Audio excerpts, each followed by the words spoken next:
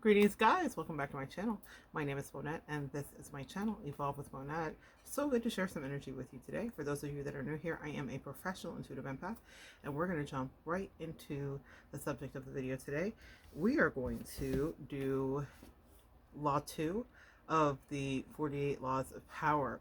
And the way that I'm going to wrap this back into something that might be, I think, like somewhat relatable to you guys is to talk about Kevin Hart specifically. Kevin Hart, who is wrought with his own battles at various times in his life, came across something that happened to him, I believe in 2018, 2017, where he was extorted by a friend, And when we talk about friends, gosh, haven't some of our most important lessons empath come from our friends? And so that's why this Law 2 of the 48 Laws of Power, is incredibly pertinent, and I wanted to share it with you. It is never put too much trust in friends. Learn how to use enemies. Never put too much trust in friends. Learn how to use enemies. Now, let's talk about this, guys. This is such an interesting story, and I'm going to really get into the meat and potatoes of this in as much as I can. But for empaths, one of the things that we will struggle with is understanding exactly where we begin and someone else ends, or where we end and someone else begins. Crazy hair, guys. Y'all know I will fight it to the death. Okay, so we're gonna make it work. All right, so we will have a hard time kind of understanding that. And in trying to understand that, sometimes we have gotten lost, and most of us have gotten a lot of really important lessons that we will never ever forget from so-called friends or Judases.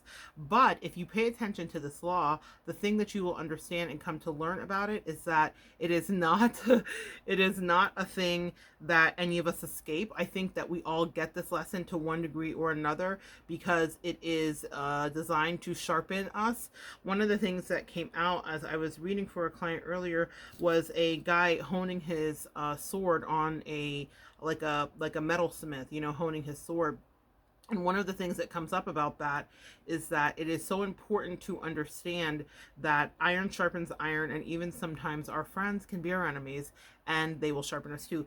Balthazar Crucian, I believe, has some fantastic quotes about this specifically. And let's see here, because I do believe I did want to quote him on that if I find his quote. But let's see. Machiavelli, Balthazar, yeah.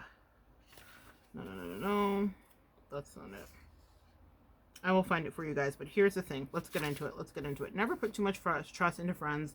Learn how to use enemies. The judgment here that Robert Greene writes about says this: be wary of friends. They will betray you more quickly, for they are easily aroused to envy. They also become spoiled and tyrannical.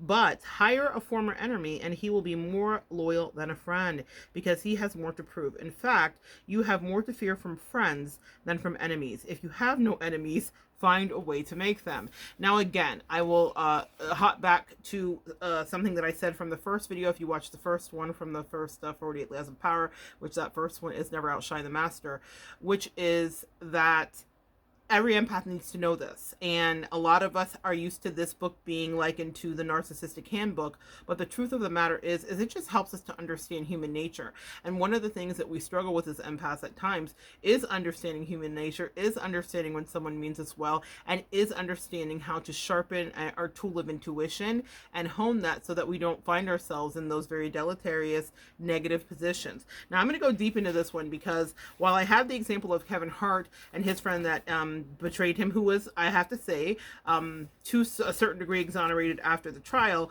However, he wouldn't have been there, where they say where there's smoke, there's fire. In any case, here's the transgression of the law. In the mid-9th century, a young man named Michael assumed the throne of the Byzantine Empire, guys. His mother, Empress, had been banished to a nunnery, and her lover had been murdered at the head of the conspiracy to depose his mother and enthrone Michael. And so Michael's uncle a man of intelligence, Bardas, a man of ambition, saw Michael struggling. Michael was now young and an inexperienced ruler surrounded by intriguers, murderers, and people that were terrible. In the time of peril, he needed someone that he could trust as his counselor, and his thoughts turned to Basilius, his best friend. His bestie, right?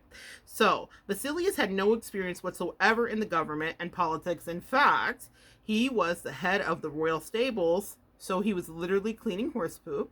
But he had proven his love and gratitude time and time again to Michael.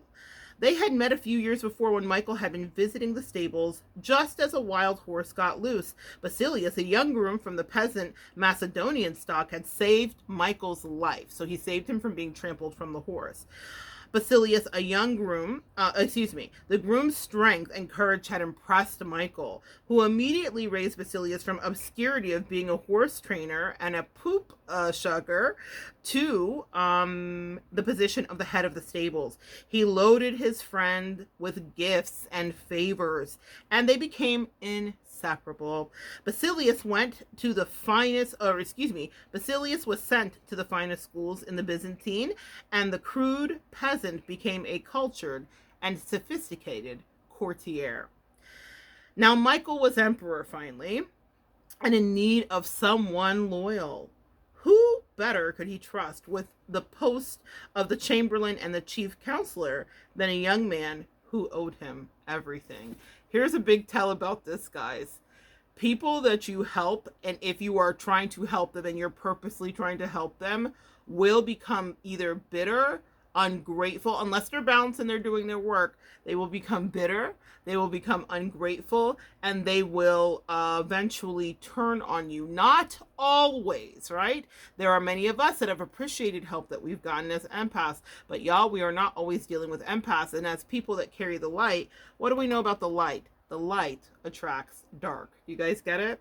The light will always attract dark. So even if you are helping someone and you think they're going to be so grateful for what I did, and not that you're doing it to elicit gratitude, but that you would think that their common sense, their natural empathy would rule out and that they would turn that to you, the favor is not always returned in that way. Let's carry on. So Michael chose his close friend. And he said, I owe him everything. So Basilius could be trained for the job, and Michael loved him like a brother, ignoring the advice of those who recommended the much more qualified Bardas. Michael chose his friend Basilius instead. There will always be, if you are in a situation like that, there will always be an earth angel, a cosmic angel, a friend, a confidant who will be able to look into the situation that you're in, just in case you're like, well, I don't have my wits about me and I really trusted him and I was blindsided. If you are an empath, this is your guarantee. You will always have a heads up, whether it comes in dreams, whether it comes in literature reading, whether it comes from an actual person that's observing it. They will say, there's something off about that person. Don't put all your eggs in that basket, because it will leave you, it will render you not getting what you thought you wanted, and it will render you probably disempowered. But Michael disregarded his advisor and was like, nah, it's for me, it's Basilius. Basilius is my homie. I'm gonna pick Basilius. Like, he saved me from that horse at one time all those years ago. All right. So Basilius learned well and was soon advising the emperor on all matters of state. The only problem seemed to be money. Basilius never had enough. Now, another thing to understand: when you are helping somebody who, especially if it's financially, or especially if someone watches your status change, this is a message for so many of my clients here that I've worked with. I know your stories. If someone can assess you as an opportunity, what once was easy and effortless and kind will turn either avaricious and greedy if they don't check themselves and if they're not doing their own work. And money can unfurl and unravel and destruct even the tightest of bonds if it's not handled with a really sentient, clear mind.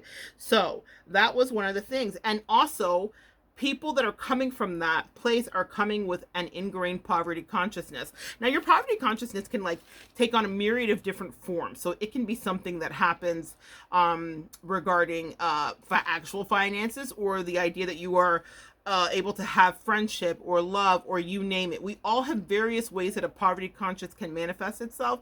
But if you're dealing with someone that you've helped, sweet empath, that came from a clear present poverty consciousness, even if they were more wealthy than you, let's say you as the empath, let's talk about what you have that would make you wealthy. You maybe have charisma. Maybe you have the ability to make friends. Maybe people genuinely like you, seek you out for advice. So if you're dealing with a narcissistic person or a toxic person, they are deficit, they are poor, they are defunct in that area where you are rich. So it's not always finances. So they will be assessing you and be jealous secretly of that thing that you're like, this is nothing. Like, they're richer than me. They drive a nicer car. They have a better house. They have resources. They have parents. They have this and that. But they will be looking at you and thinking, I want that thing they have. And I don't know how to generate it. So the bitterness starts to build, or the resentment, maybe the better word for that, starts to build. So for Basilius, who comes from a poverty conscious, remember, he was a stable cleaner, and he was probably very grateful when he got that job, thinking like, this is as good as it gets, and having no idea that his good fortune would align him with the potential future emperor someday. So Basilius never had enough exposure to the splendor. Ooh, y'all, so many lessons in this. Exposure to the splendor of the Byzantine court life made him avaricious. That's one of my favorite words. It means greedy. It means extremely, extremely greedy. Avaricious, guys. It made him avaricious for the perks of power. So Michael doubled, because he loved his good friend Basilius. That's his homie. Michael doubled, then tripled his salary, ennobled him, and married him off to his own mistress. Michael was such a ride or die. He was so 10 toes down that he was like, you like her? You thought I was feeling her? She was just a munch, right? So he passes off his favorite mistress to his homie, because his homie's like, she been like looking and the things be thinking and the math is mathing, and I like this money map, but let me get your B2. Real talk. So that happened, and he did it. This is history, y'all. This is not just what I want to tell you. All right, so he marries her off to his own mistress, and her name was Exudia y Negra. It sounds like a drag queen name from RuPaul's Drag Race. Anyway, Eudoxia y Negra. Anyway, keeping such a trusted friend and advisor satisfied, Michael thought, was worth any price. Spoiler alert, he paid the ultimate price. So, but more trouble was to come. I wonder why. Someone who was an ingrate, someone who was not really satisfied, someone who was power hungry and now is exposed to the Byzantine. Now think about the Byzantine era, guys. Do a little flashback in your history annals here. Rich, gilded gold, all the things. Think of the 1980s. Without the coke, maybe they had cocaine in a different form, who knows. But his friend is like, this is amazing. I'm on these, there's no jets, but let's say he's straight. I'm on these jets. I'm with P. Diddy. I'm flying around. I'm in the city. I'm running through the six with his woes and his hoes. He literally took his hoe. So that is like what he was exposed to. So he's like delighted. He's lit up. He's like, this is amazing. I want more, because that will happen. That is a cautionary tale of your friends sometimes that are not evolved. So let's carry on. So he triples his salary. He gives him his lady, and he's like, it's worth any price. But more trouble was to come. Bardaeus was now the head of the army. Now, Bardaeus is homie who was like, I don't know about Basilius. I don't think he's the one, Holmes, but okay, I'm going to trust you. You are the emperor. And Basilius convinced Michael that the man was hopelessly ambitious. Ooh, beware. The third party that will pour what you might think is trickle, which is like a sweet, syrupy thing into your ear, but it's really poison. Because people, when you have power, or when they see you as having power to some degree, will want to isolate you. Now, let's forget about power dynamics and let's talk about narcissism, because that's the trenches most of us have come out of that we really can relate to and understand. If you are, let's say you're friends with somebody and then someone else comes into the friendship and the third party realizes that you are wise, you're an empath, you have insight, and they're not a good person, they will work overtime to get you away from that person. Let's talk about internet and on these YouTube streets. Trisha Paytas, for those of you guys who are familiar, she joined a podcast with Ethan Klein, H3H3, and his wife Hilda, and she immediately went to work in dismantling their family, going so far as to, girl, this is like some stuff that could be be recorded in Robert's book if he were to do a pop culture edition of the 48 Laws of Power. She immediately went into destroying the family dynamic between Hilda and her brother, and her brother, Moses. And Moses, hey, shout out to my dad, to Hilda and her brother Moses. And she married Moses, much to their chagrin. It was supposed to be just like some fun dating lark. She gets him, marries him, and now these two parts of the family that were once close, Moses used to work on the podcast at H3H3, no longer is a thing. If you want to get a history gem reloaded, that's fantastic breakdowns of all of that dynamic. But in any case, and go, you'll have to go back because this happened a while ago. Anyway, they've moved on, and maybe that was their lot in life, and that was supposed to be what happened. But I was watching it not even daily, but just it came across like the energy for me, and it was because it was the exploration of how a narcissist seeks and destroys. We are also seeing the same thing happen with Harry and Meghan and the royal family, where now she has turned him into the agent of chaos, and now she's the helpless princess. Another story, another day. Yes, y'all, I've been paying attention to all that too. We'll talk about that soon. I've been gathering my facts. Anyway, and also I've been taking my vindications because everything I said in my video a couple years ago is absolutely right. So anyway, let's get back to this. So, So Bardius is the head of the army, and he convinced, and Basilius the snake, the horse keeper, was like, hey, Michael, you need to get him out of here. So under the illusion that he could control his nephew, under the illusion, that is the operative word, under the illusion that he could control his nephew, Bardius had conspired to put him on the throne so that he could conspire again, this time to get rid of Michael and assume the crown himself. Basilius poured poison into Michael's ear until the emperor agreed to have his own uncle murdered. So do you get it, guys? So Michael is under the illusion. Bardius is under the illusion that he can control him. Michael kind of spins the whole thing, and they conspire eventually to murder his uncle. So during a great horse race, Basilius closed in on Bardius. Bardius is the one who had dropped the dime on him. He closed in on him in the crowd and, stabbed him to death. Soon after, Basilius asked that he replace Bardius as the head of the army, where he could keep control of the realm and quell the rebellion, and this was granted. Let's talk about this. This is so powerful. So Bardius is the only one who has real eyes out for Michael the Emperor, and he has his back, and he's like, look, broski's not right, something's off with him. And so Michael manipulates Basilius manipulates Michael to such a degree that he is like, we should take your uncle out because he's like a problem. He's a problem, and it's something that I just don't understand. Now, I saw this happen too recently regarding Meghan and Harry, where there was a clip of her saying, like, it's your brother, I don't want to say anything bad about your brother, and she's having a whole physical, emotional fit. So much to break down their body language wise. She is definitely the center and the destroyer of that connection, but I will come back to this. So someone gets in and destroys a bond between these two that are uncle and nephew. And in any case, that's what happened. So then Basilius does that because he wants that position, and he knew he had to get him out of the way. That's exactly what happens in a triangulated situation with narcissists. They will take whoever out, so because they want the position, and they need you out of the way. They need you to hate whoever you're dealing with. Let's transpose it to Meghan and Harry and that situation. In order for Meghan's manipulations to work, whether you agree with me or not, y'all, it's just too many people. I think the world has finally woken up. I love that they did this documentary because it really gives you eyes on what we've been talking about and perceiving as empaths the whole time.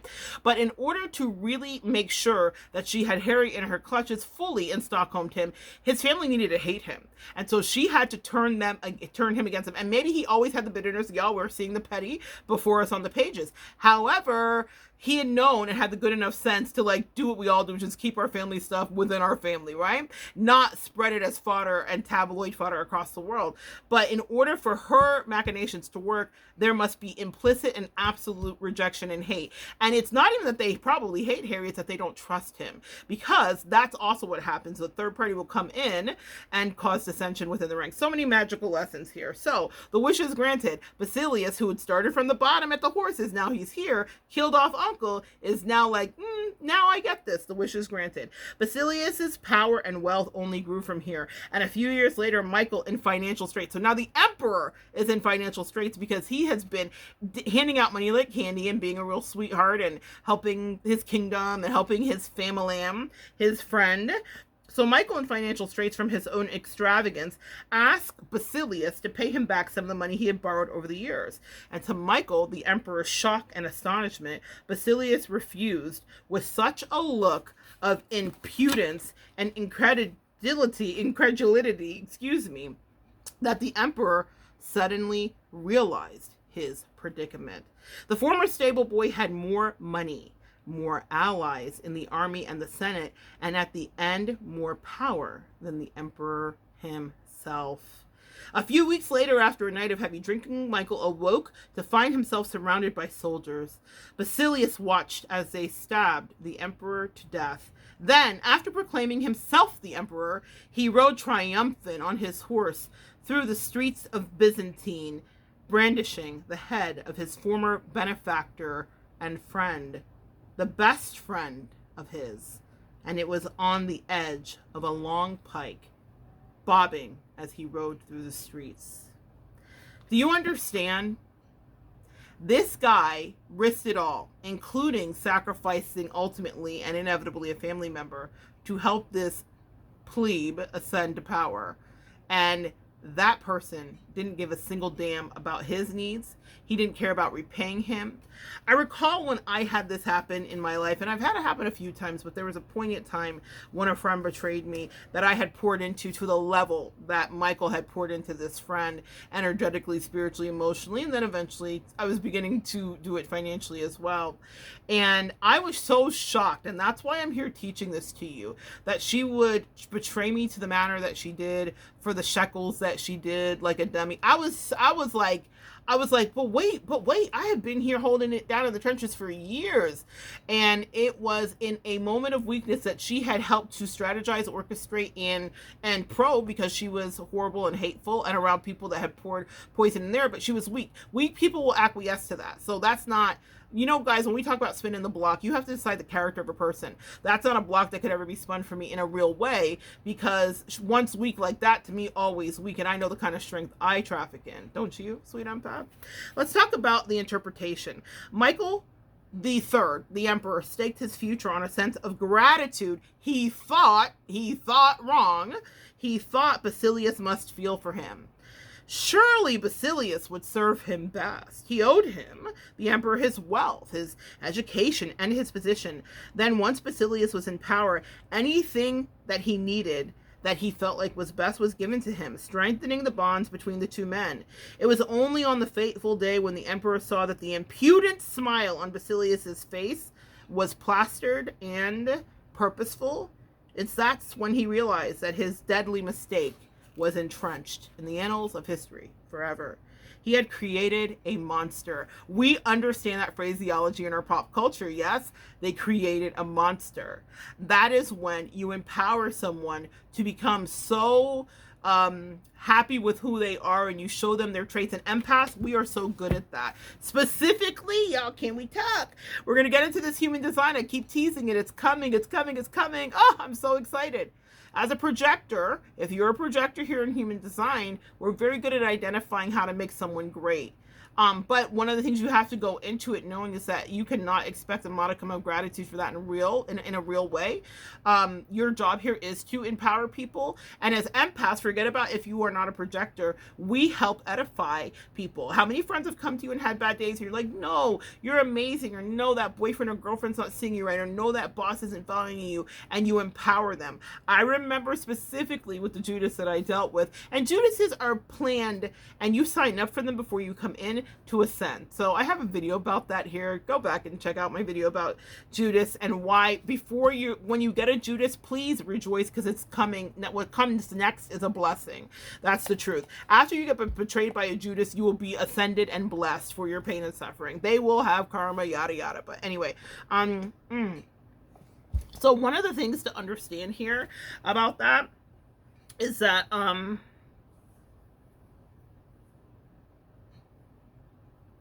Judas, blessings, rewind. Yes, he saw his deadly mistake. He had created a monster. Yes, creating a monster. When I was in my situation, the thing that really astounded me was that I had empowered, I had spoke life over this person. I was a dear friend. I cared and whatever. And what she did, and this is exactly what happens to us all the time, empaths, is she sucked my energy.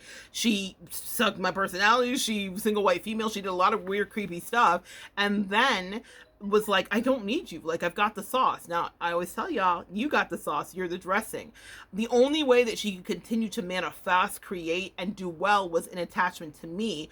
And then it would be to get rid of me. That was the next step. And that's why I discarded first, considering I was in a narcissistic dynamic, because I knew what the next step was. And because of who and how, because here's what happens. You may think it's all innocent. I don't think that the horse stable guy thought at the beginning, I'm going to end up as a murderer orchestrating hits, but absolute power corrupts absolutely. And a taste of that delicious power corrupts. When people get hooked into your energy regarding the ending of friendships or third party dynamics and all of that stuff, they will not stop at anything. And the friend that I once thought was as completely innocent, I mean, not perfect, but super innocent, turned before my eyes into someone that was actually murderous. Not words that YouTube likes, but that's the truth. Them's the breaks, right? And she was hooked up to demonic energy that was actually murderous and completely controlling and wanted what they wanted. So, and they were also racist. That part. That's just my story. If you came here for the 48 Laws of Power, not everybody has that. But there were high motivations for me not to exist in this world. And both of those two would have definitely orchestrated it. So you have to be so careful when you create a monster. I created a monster, and I will be so careful about that in the future. Do I edify and love my friends? Absolutely. But now the vetting process is crazy, because I want to make sure you have your own centralized power, and that you're willing to do your own work, and that you come with your own things to the table. Yeah, we all have to come with our things to the table in order for reciprocity to be healthy in a relationship. So he had allowed the man to see power up close. I once had a mentor say to me, someone that I love dearly, you never count your money when you're sitting in front of poor people. Now, at the time that he said it to me, I was one of the poor people for 1000% sure. My tax bracket was different for sure. And so I remember being offended by that and being like, is he talking about me? What's happening? But he was giving me a really wise piece of advice. When you give someone access to what your life is, even if it's not financial, let's say you have a rich family life, let's say you have a fantastic marriage, let's say you have a fantastic relationship, let's say you have a fantastic career, someone who does not have that gets eyes on it, will naturally be risen to envy. Envy is a natural thing that happens to all of us, whether you're a narcissist or not. So that it's not just relegated to toxic people. Every empath has felt it, every narc has felt it, every toxic person has felt it, every dysregulated person has felt it. That is a marker. One of the things that I heard recently that I thought was really good was from Mel Robbins, or Mel, I think her name is, and she's a therapist. She was talking about how jealousy is an indicator of desire, and if you can transmute that, you can then start to harness what it is that you are jealous over, but not from that person, within your own strength and of your own means, fairly. Does that make sense? So that's a little message about how to manage that. But because he'd allowed him to see power up close, the man wanted more, and he got it. And then he felt encumbered, this is so important, guys, by the charity he had received, and simply did what many people do in such a situation. They forget the favors they have received, and they imagine they have earned their success by their own merits. A little bit, a shout out to Ralph Smart in slow-mo. Let's do it again. They forget the favors they have received and imagine they have earned their success by their own merits. I have a book that has a wonderful poem in it, and it's a YouTuber that wrote this book of poetry, and it was about friendship, and I think I may have read it on here, but one of the things that she says in it was, didn't I give you everything? Didn't I teach you the magic? Didn't I impart to you the wisdom?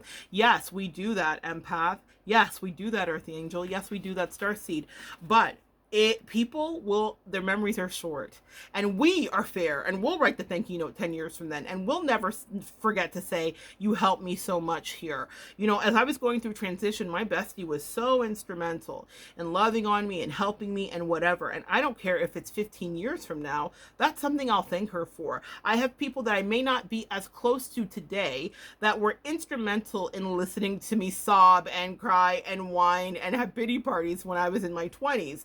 And I thank them today. Even if I don't see them every day and we don't play patty cake, when I do get into a space of intimacy with them, I say, man, you held such amazing space for me. I appreciate you. That's how we move, empath. It doesn't mean that you have to have the same exact relationships with people. It does mean that we live in a space of gratitude and remembrance for those that did love us.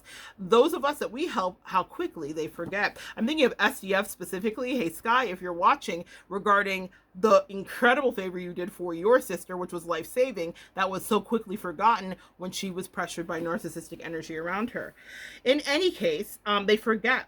So, at Michael's moment of realization, which is when he's laying there drunk, surrounded by his own soldiers that he used to pay and that he trained, at his moment of realization, he could have still saved his own life, but friendship and love blinds every man to their interests. Y'all, attraction will have you messed up. I almost said the F word. It will have you jacked up. Attraction or care or kindness to somebody will completely skew your vision. I don't give a damn what kind of psychic you are, myself included. I am highly conscientious, highly circumspect, and highly investigative if I care for somebody at this point in my life because of what I've been through. I understand that I may be missing so many things. Now, Nine of Wands, can we talk about it? That's PTSD and being triggered. Sometimes we can see things that aren't there too. So you have to really find your balance with that. But I am not upset at all that my intuition is so razor sharp and that I really pay attention to the nature of people, because when you're attracted to someone, or if they're a new friend, or if they're a new lover, or whatever your situation is, you will not see their flaws. Or in this case, if it's a bestie that saved your life at one point, you may not see that they're about to snake you. So he could have saved himself, but nobody believes a friend can betray. Now, I believe that friends can betray. I didn't believe the level of friend that I had. Well, I was the level of friend to her that she never was to me, but you know what I mean, guys. I thought I was going to, at some point, recoup that level of friendship from her. Didn't work that way. Coupon's still out, and it's void and dead. But I didn't think that friend, specifically, I knew friends could betray, but I think I had a naivete that we all do as empaths, which is why I'm called to teach this lesson. I didn't think she would betray me. Not to that way, not to that depth, not to talk about me, not to whatever, because I protected her ferociously, which is how my friendship style is. If I love you, I'm going to bless you, I'm going to protect you, and I'm going to edify you, and I'm going to bless you spiritually. It's not about a financial thing at all. When I say I'm going to bless you, I'm going to speak life over you. I'm going to speak life over your dreams. I'm going to speak life over your lovers. I'm going to speak life over your children. I'm going to speak life over everything in you so that you can rise and be great in your own merit and right. But we never think that a friend will betray. And Michael the Emperor went on disbelieving until the day his head ended up on a pike. Voltaire said, "Lord, protect me from my friends. I can take care of my enemies." This is such an important lesson, guys. Protect me from my friends. I can take care of my enemies. So, when we talk about the keys to power, the natural way to employ your friends when you find yourself in times of need, it's natural to want to do that. The world is harsh, and your friends soften that harshness. Besides, you know them. So why but depend on a stranger when you have a friend at hand? And here's the wisdom that you all need to know, myself included. The problem is that you often do not know your friends as well as you imagine. I've been friends with people for 17, 20 years, and I'm still learning things about them today, about their personality and nuances, and they're still learning things about me. So imagine knowing someone for a shorter amount of time and then putting them in a position of power, and then finding out exactly who they are once you've placed them there. I've often had friends that were like, we should work together, we should do this, we should do that. And I learned that we absolutely shouldn't. And I would observe it from small interactions that were mock opportunities of working together. And I would realize we do not work well together. And in order to keep the friendship, we would never create and mesh business. In my line of business, I've had a lot of people want to join forces with me and connect with me and do this and do that. And I usually push it back. More often than not, in fact, more all the time. It's very rare that I allow someone in, because what happens is jealousies form, weirdness happens, and I am like, well, if I built this, I want this to be built by myself. That's from friends, family, whatever. I have put real boundaries up about that because I've learned this lesson, the number 2 in the 48 Laws of Power. So friends, the problem is you do not know them as well as you imagine. Friends often agree on things in order to avoid an argument. They cover up their unpleasant qualities as not to offend defend each other. They laugh extra hard at each other's jokes. Since honesty rarely strengthens friendship, you may never know how a friend truly feels. Friends will say that they love your poetry, adore your music, envy your taste in clothes, and maybe they mean it, but often they do not. When you decide to hire a friend, you gradually discover the qualities he or she has kept hidden. Strangely enough, it is your act of kindness that unbalances everything. And it is this point where the old adage comes in. What do they say? No good deed goes unpunished. Your act of kindness causes the imbalance. Okay, people want to feel that they deserve their good fortune. The receipt of a favor can become oppressive. It means if you've been chosen because you're a friend, not necessarily because you're deserving, and that's how people will internalize it. There is almost a touch of condescension in the act of hiring friends that secretly afflicts them and infects them and becomes cancerous. The injury will come out slowly, and I learned such a powerful lesson about this years ago within the cult, about how things seep out of us. My anger, my bitterness, my resentment of the situation I was in came out in interesting ways. Their resentment, bitterness, and anger that I could not be controlled, quelled, or quieted came out in interesting, passive-aggressive, and dangerous ways. We are always communicating. Empath energy is always shared, and we are always connecting with each other telepathically. Even if you think you've kept your mouth closed and you've hidden a truth, the truth, if you're around anybody psychic, is always known. So, let's see here. So so it becomes oppressive, and it's the touch of condescension. The injury will come out slowly. A little more honesty. So now this is where we get those little barbs and stabs of commentary, right? Flashes of resentment and envy here and there, and before you know it, your friendship fades. The more favors and gifts you supply to revive the friendship, the less gratitude you receive. Woo! Ingratitude has a long, deep history. It has demonstrated its powers for so many centuries. That is truly amazing that people continue to underestimate them. Be wary. If you never expect gratitude from a friend, you'll be pleasantly surprised when they do prove grateful or reciprocal. This is something that I've noticed too. I kind of go into things, I'm very direct, like I need this, I need that, or I'll take care of this, or I'll take care of that. But when someone says to me like, oh, I'll split that with you, I'm not used to that. And so I'm overwhelmingly grateful. Like I try to be pretty transparent about my expectations or what I need or what I want, especially if we're dealing with a financial situation. But if someone splits, like me and my bestie have Venmo wars and like fights all the time because she has a fantastic money energy and taught me so much. I'm so grateful for her for that. But what I will tell you is that it means that when she offers to do something nice for me, or when anybody does, and they're like, oh, I'll share that with you, I'm like, you will? Thank you. But I never expect it. I just assume I'm going to take care of whatever the thing is. So even if you're giving people that emotional energy, just assume that it might not be reciprocated, because you will not then live in resentment, and then they will not live in the expectation of having to repay you in whatever way. A good human is going to naturally be like, no, that's no problem. Let's do this. Let's do that. How do you feel? And they will check in with you to a certain degree. All right. So he talks about this, and I think this is important to understand. The problem with using or hiring your friends is that it will inevitably limit your power. The friend is rarely the one who is most able to help you anyway. In the end, the skill and competence are far more important than the friendly feelings. Michael III, the emperor, had a man right under his nose who would have steered him right and kept him alive, and that man was Bardaeus, his uncle, who he had killed. All working institutions require a kind of distance between people. All working institutions require distance between people. You are trying to work, not make friends. Listen, how many of you guys have heard me say, we go to work not to have friends? How many of you guys have heard your parents say that?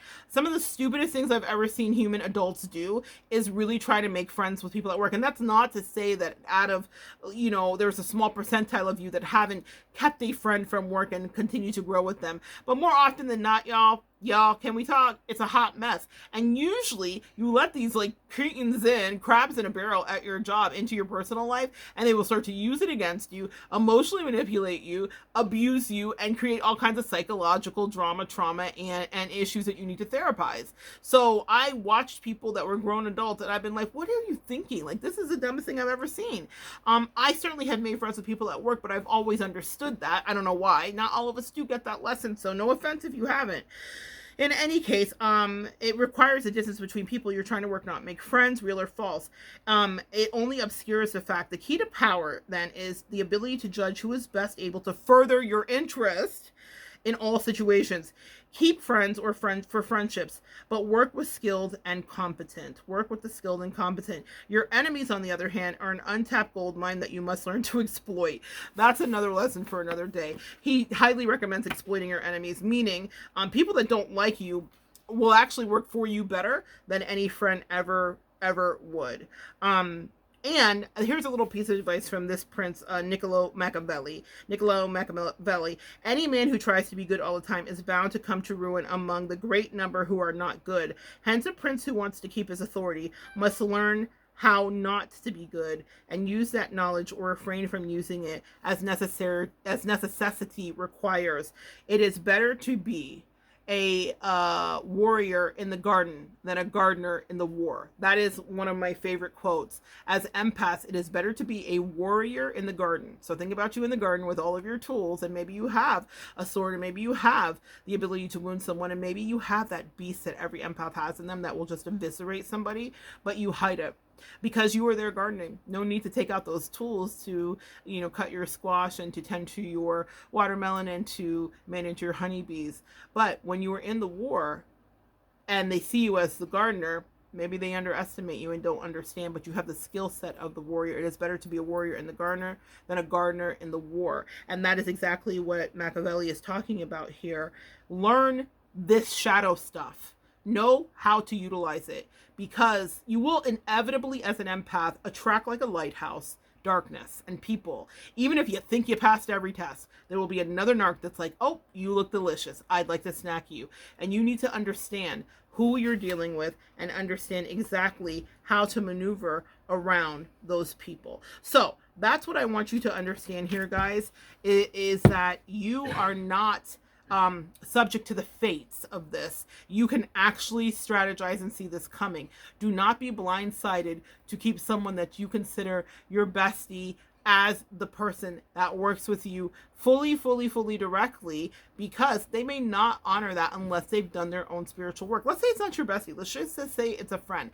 I counsel people all the time. I do a lot of business strategy for a lot of women I'm so proud of that are in metaphysical fields, so that have their own spas or Reiki or this or that, right? And I get to really help them to work on their business model, and which is just such an interesting thing that I found myself being requested to do. But here's what you need to know about that, guys. So often they're like, I bought on my family member, I bought on my sister-in-law, I bought on this, and it's a disaster because you don't want those people that close, first of all, and all up in your business, second of all, because a lot of those people are probably envious that you're able to even get something off the ground. For the ones of my clients here that have brick and mortars and stuff, y'all know exactly what I'm talking about. And so they want in. Of course they want in. And of course they're going to pledge their loyalty to you, but what they're doing is dismantling it from the inside out. I have a dear friend who is a powerful businesswoman who asked me to come to her office, who was like, I have built an office from the ground up. I would love for you to have space in it. You don't even have to rent it. Absolutely not. And I told her why. I'm a straight shooter, right from the hip. No problem. I was like, girl, no. That'll kill the mess out of our friendship. And I do not want to feel beholden to you. And I don't want you to think you're doing me any favors. And it wasn't for me to work in her field. She did offer for me to work in her field as well, but I knew that wasn't my calling, so I said no. She actually just wanted me to come there and do readings. She was like, here, you can have a brick and mortar place to do readings. I've rented stores before. I've had some brick and mortar opportunities in my life, but this was free. Or was it free? Or would it have led to dissension amongst she and me? It would have. And I wisely said no thank you. And we are friends to this day because I pushed what was a golden opportunity from my friend away.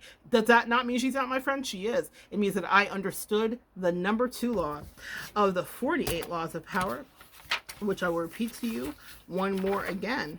And that is, bing, bing, bing, bing.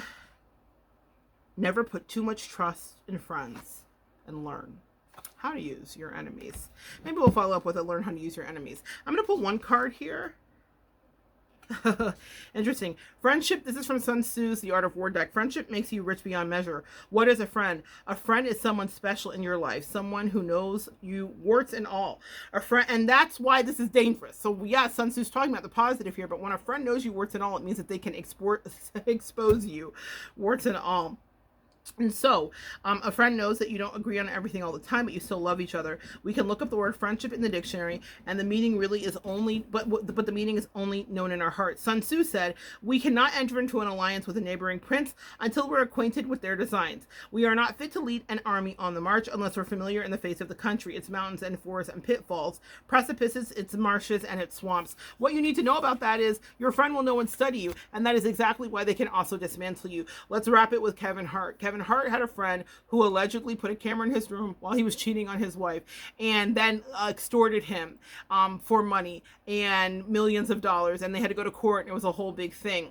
And while he was exonerated technically on some technicalities, he wouldn't have been in that position for Kevin to even investigate. And Kevin is no saint. Y'all know that I know that. However, that's a really great example. He was given access and money and had been friends with Kevin for 15 years. I am sure that that's the last person that Kevin thought would betray him. I remember when it happened, Kevin talking about how betrayed he felt, how he was so caught off guard, and how he was so surprised. He was so surprised, but that friend had studied him. Kevin can also be a jerk. We've seen him be unkind to people because he is in a position of power and talk to people and the men in his camp, his personal trainer for one on a plane.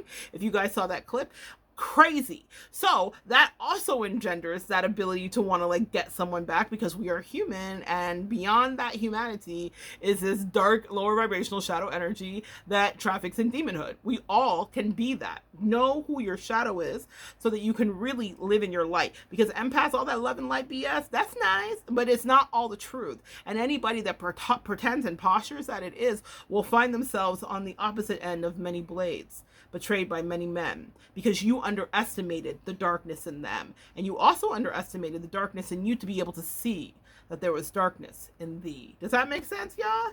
Yes, message. That's a good one. Your friends are not your business partners, okay? It is very rare that you will be able to manage that, and that's why we hear more often than not that friends and family that go into business together turn out to be shenanigans. Now, again, small percentile of people that can do it, but that is both people that are in alignment. There is a healthy communication, and even those relationships will be challenged, meaning you will come to an impasse. You will come to a place where, is the truth warranted? Welcome. Is it something that you should say? You will come to a place where you will be tested, about, should I have this person this close? Does this work? And even if you, like, I think of Sonia Choquette, who had people that were close to her and then it went left, and that's because new lessons have to be learned. New people are coming in, and it is time to evolve. And I'm so grateful that you guys joined me today so that we were able to do it together. Come back and join me next time, and we will continue to evolve together.